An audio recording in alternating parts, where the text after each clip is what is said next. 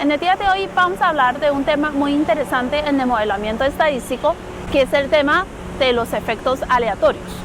¿Qué son los efectos aleatorios? ¿En qué se asemeja y en qué se difiere con los efectos fijos? ¿Cuándo debemos utilizar uno y cuándo debemos usar el otro? Para hablar de los efectos aleatorios, necesitamos empezar con algo muy sencillo. Vamos a hablar de un modelo de regresión o un modelo básico de diseño experimental. No quiero complicarlos con ecuaciones o asuntos demasiado teóricos, así que voy a poner un ejemplo bastante fácil. Vamos a suponer que me interesa estudiar el crecimiento de una cierta planta en términos de la altura de la planta. Y estoy pensando que esta variable depende del número de veces que yo le voy a echar agua a la semana. Supongamos que se puede echar agua una vez a la semana o 2 veces a la semana. Es decir, tenemos un factor de 2 niveles. Entonces, compro las semillas de la planta, los aleatorizo, garantizo que tenga todas las demás condiciones iguales, excepto por las veces que se le echa agua. El modelo que seguramente le está viniendo a usted en la mente es un modelo de diseño experimental de una sola vía o un modelo de regresión. El valor de mi variable de interés, la altura de la planta, va a ser escrito en 2 partes. Una parte que es mi modelo estadístico y otra parte que es el factor famoso, ese factor aleatorio, ese componente del error, ese componente del ruido, que resume todo lo que mi modelo no es capaz de explicar. Toda la inferencia estadística que se hace en el modelamiento recae sobre los supuestos que se hace en ese componente aleatorio, en ese error. Entonces es importante que los supuestos teóricos que se formulan para ese error se cumplan. Estos supuestos se cumplen siempre y cuando el estudio ha sido 100% diseñado de forma controlada.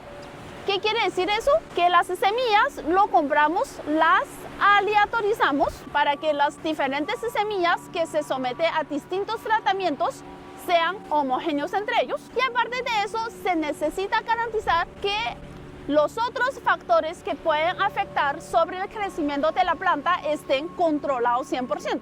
¿Qué quiere decir?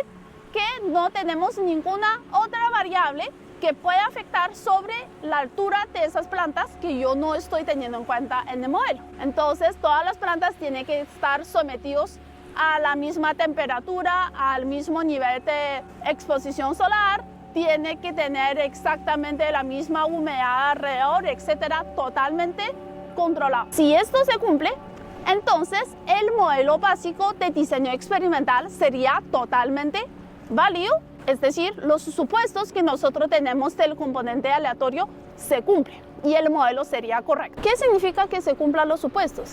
Quiere decir que los errores se deben completamente al azar, que simplemente se debe al hecho de que las semillas eran distintas semillas.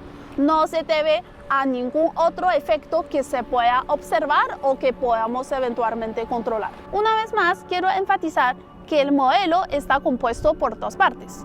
La primera parte que sí podemos controlar, más una segunda parte que no lo podemos controlar. ¿Qué quiere decir que hay una parte que yo no pueda controlar? Pues quiere decir que eso simplemente se debe al azar. Pero esta parte que no puedo controlar trae consecuencias nulas sobre la predicción que vayamos a hacer sobre nuestra variable. Ahora, la otra parte que sí podemos controlar quiere decir que todos los factores que afecten sobre mi variable y está dentro de esta parte. No hay ningún otro factor que pueda influenciar sobre mi variable y. Y por esta razón es que podemos asumir todos los supuestos teóricos que tenemos acerca del componente aleatorio. ¿Y cuáles son esos supuestos? Que la medida del error sea 0, es decir, todos los componentes que podemos medir de este término de error ya se ha ido a la parte que podemos controlar. ¿Qué otro supuesto? Que estos errores son independientes entre ellos o incorrelacionados. ¿Y eso por qué lo podemos asegurar? Porque las semillas fueron aleatorizadas. Entonces, lo que le afecta a un grupo de semillas no están siendo influenciados por las otras. ¿Qué otro supuesto tenemos? La falta de correlación entre las variables predictoras y mi componente de error. ¿Y esto por qué lo podemos asegurar? Porque como les dije hace unos minutos, todos los factores que pueda estar afectando sobre mi variable respuesta está dentro de la parte controlado. Entonces, dentro del componente aleatorio no hay nada que afecta sobre mi variable y, por lo tanto, el componente aleatorio no tiene ninguna correlación con las variables predictoras. En resumen, cuando nosotros tenemos un diseño 100% controlado desde el inicio del diseño de este estudio, podríamos hablar sobre un modelo de diseño experimental. Bajo estas condiciones, podemos hablar sobre un modelo causal, que los cambios que se observan dentro de mi variable respuesta fueron ocasionados o causados por cambios en las variables predictoras, porque no hay ningún otro factor que esté afectando sobre mi variable respuesta. Pero ¿qué pasa si no puedo observar todos los factores que estén afectando sobre mi variable respuesta? Es decir, ¿qué pasa si no observé algún nivel de alguna variable predictora o me faltó alguna variable predictora en el estudio? En nuestro ejemplo, supongamos que el número de veces que yo le echo agua a las semillas puede tener 3 niveles. Una vez a la semana, 2 veces a la semana y 3 veces a la semana. Pero en el estudio solamente sometí a las semillas a 1 vez a la semana y 2 veces a la semana. A ninguna semilla se aplicó 3 veces de agua, es decir, me falta un nivel en esa variable. En este caso, pensemos en los supuestos del modelo. ¿Se cumplirán o no se cumplirá? Por supuesto que no se cumplirá, porque mi variable de interés está siendo afectada también por el tercer nivel, pero yo, como no tuve observación para este nivel, no puedo estimar cuál es esa parte de la variabilidad atribuible a ese nivel de tratamiento. Entonces, esta parte que se omitió, ¿en dónde va a quedar? ¿En la parte que controlé o en la parte que no controlé? Pues en la parte que no controlé. Es decir, en este caso, los supuestos que habíamos mencionado del componente aleatorio ya no se va a cumplir. La varianza de ese término aleatorio ahora estaría compuesto por 2 partes. La varianza original del componente aleatorio más una varianza debido a ese tercer nivel de la variable predictora. Ahora preguntemos sobre el supuesto de la incorrelación. El error y la variable predictora del número de veces que le echo agua sigue siendo incorrelacionadas. Ya no, porque dentro del error ahora está contenida ese tercer nivel de echar 3 veces agua. Entonces, naturalmente, esta parte va a estar correlacionada con los otros 2 niveles del tratamiento. Recuerde, en el modelo tengo lo que yo observo y controlo y lo que no observo y no controlo. En este último caso, lo que estamos controlando son los 2 niveles de la predictora y el tercer nivel no está siendo controlado, por eso está dentro del término del error. Entonces, sería incorrecto ajustar un modelo clásico de regresión o un modelo de diseño experimental si tenemos omisión de algún nivel de la variable predictora. Ahora, supongamos que yo observé los 3 niveles de esta variable predictora, pero no observé un otro factor. Por ejemplo, la exposición solar, ya que las semillas están siendo sometidas a distintos niveles de exposición al sol. En este otro caso, el crecimiento de las plantas seguramente depende de la exposición solar y al no incluirla dentro del estudio, ahora este factor está dentro del error. En resumen, en el estudio controlé solamente un factor, que es el número de veces que se echa agua a la semana, y el otro factor que no controlé quedó dentro del error. Una vez más, no se cumplen los supuestos. Pues, naturalmente, ese término de error, al contener el factor de exposición solar, va a estar correlacionado con la variable respuesta. Fíjese entonces lo difícil que es proponer un modelo de regresión, porque exige que usted incluya en el modelo todos y cada uno de los factores que puede afectar sobre su variable y. Si le falta uno, su modelo no cumple los supuestos y las inferencias que usted haga no tiene sustento teórico. Hablemos ahora del tamaño de muestra. No es suficiente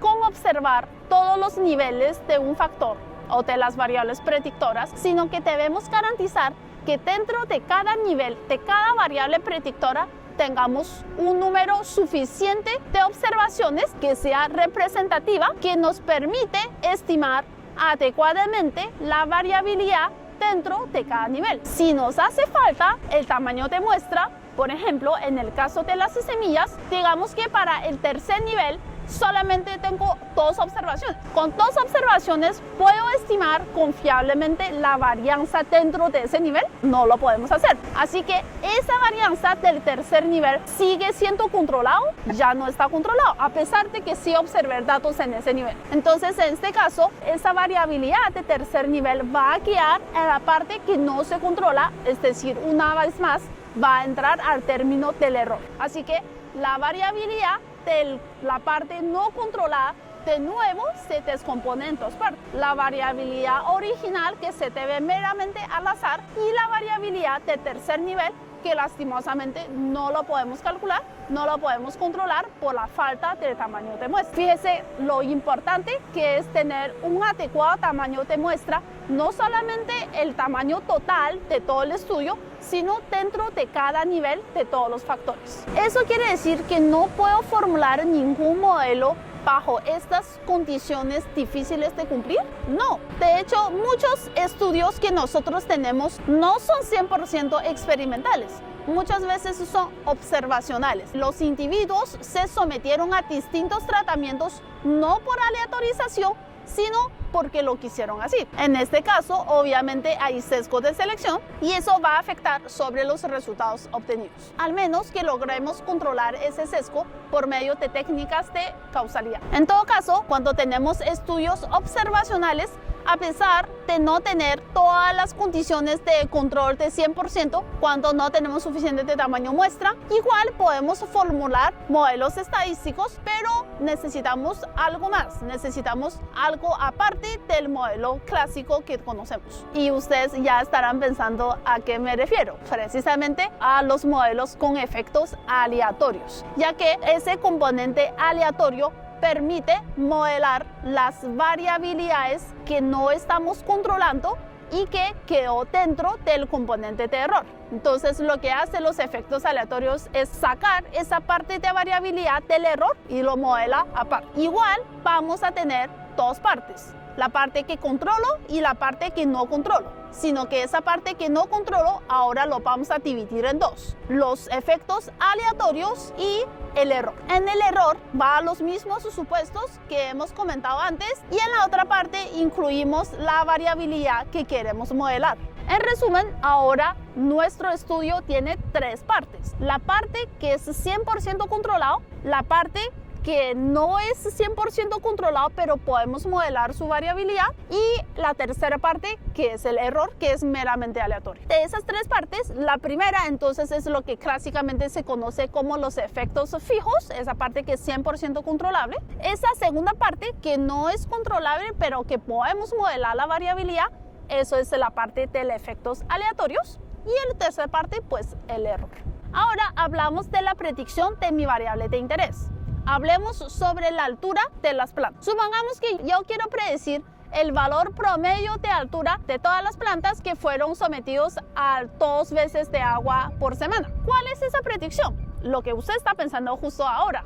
El promedio de los datos observados en este segundo nivel. Es decir, la estimación de los efectos de los distintos tratamientos están supeditados a los datos única y exclusivamente de ese nivel. Ahora, bajo un modelo de efectos aleatorios donde no controlo todo, la predicción de mi variable de interés bajo distintos tratamientos sigue siendo el promedio de los datos de estos niveles. No, ya no es así. Pongamos a pensar en ese nivel de tratamiento donde yo no tengo un buen tamaño de muestra. Como el tamaño muestra es chico, la inferencia, los cálculos que yo haga utilizando solamente estos datos serán deficientes. Por lo tanto, no sería razonable pensar que la predicción de la variable y para ese nivel sea solamente el promedio de estos pocos datos. ¿Cuál sería entonces una predicción adecuada para el valor de la variable y en este nivel? Pues naturalmente sí tenemos que utilizar los datos de ese nivel a pesar de que sean pocos,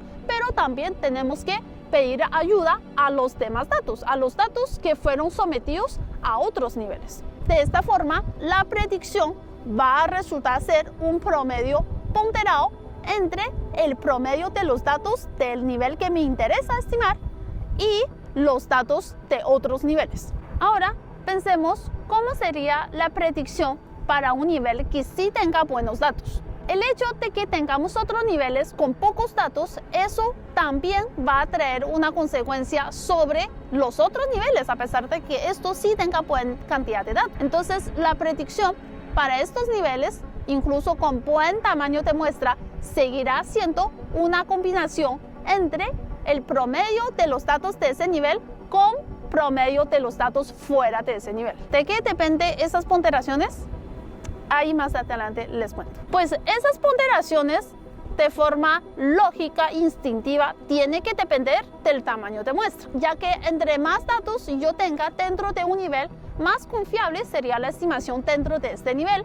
Por lo tanto, no tengo que pedir prestado tanto a los datos de afuera. En cambio, si yo tengo un nivel que tiene muy pocos datos, entonces el promedio de este nivel va a tener un peso muy bajo dentro de la estimación final para ese nivel. Pero no solamente depende del tamaño de muestra, también depende de las varianzas, de las variabilidades. Si yo tengo un nivel donde adentro tengo una varianza grande, entonces las estimaciones que yo calcule va a ser poco confiables. No podemos entonces confiar tanto en la estimación con los datos de este nivel, sino tenemos que tomar prestado más a los datos de afuera. En cambio, si la varianza dentro de un nivel es chiquita, quiere decir que la estimación que yo calcule va a ser mejor, entonces puedo apoyar mucho más en los datos de este nivel y no dar tanto peso a los datos de afuera. Ahora vamos con un ejemplo más aterrizado. Piense en una encuesta de fuerza laboral donde se quiere estimar el nivel de desempleo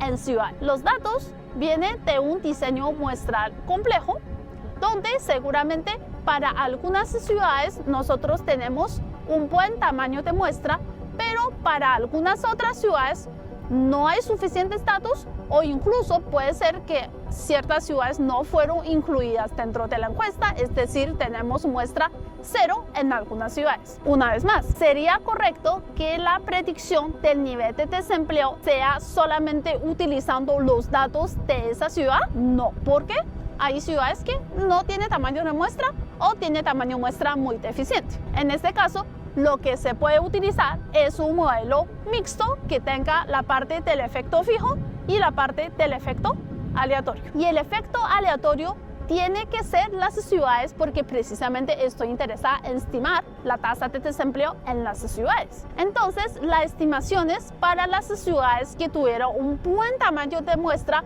va a depender principalmente de la estimación de tasa de desempleo en esa ciudad, mientras que para las ciudades que tienen poca muestra, la estimación de la tasa de desempleo no va a depender mucho de la estimación de esa ciudad, sino en mayor medida de la tasa de desempleo de otras ciudades donde sí tuvieron buen tamaño de muestra. ¿Y qué pasa con las ciudades que no fueron incluidas en la encuesta? Es decir, ciudades donde tenemos cero muestra. Pues como no hay datos, nosotros no podemos calcular la estimación usando los datos de esa ciudad porque no hubo.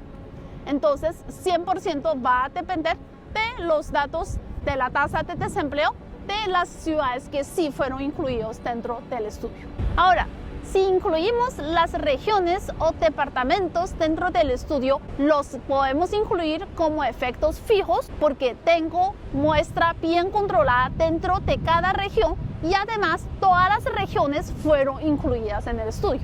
Cuando yo vaya a predecir la tasa de desempleo en una ciudad, ya no tengo que utilizar el gran promedio nacional, sino solamente el promedio dentro de esa región, porque está como un efecto fijo. Quiero enfatizar que la tasa de desempleo en una ciudad que tiene poco tamaño de muestra no puede ser la estimación usando los datos de esa ciudad. Por ejemplo, fui a una ciudad y ahí se hizo encuesta a 2 personas y esas 2 personas todos estaban empleados. Entonces mi estimación es 0 en esa ciudad porque 100% estaban empleados. No puede ser así. Lo mismo ocurre si las 2 personas que entrevisté ambas estaban desempleados. No puedo estimar entonces la tasa de desempleo como 100% en esa ciudad. Eso sería muy poco razonable. Amigos, esto solamente es una parte introductoria de la importancia de tener modelos con efectos aleatorios. Vamos a seguir hablando de este tema en el siguiente video, donde vamos a profundizar un poco más desde el punto de vista computacional. Así que no te pierdas de más contenido. Te suscribes por favor a este canal y activa la campanita y me regalas un like. Muchas gracias a todos por ver el video. Chao, chao, chao. Y gracias al camarógrafo.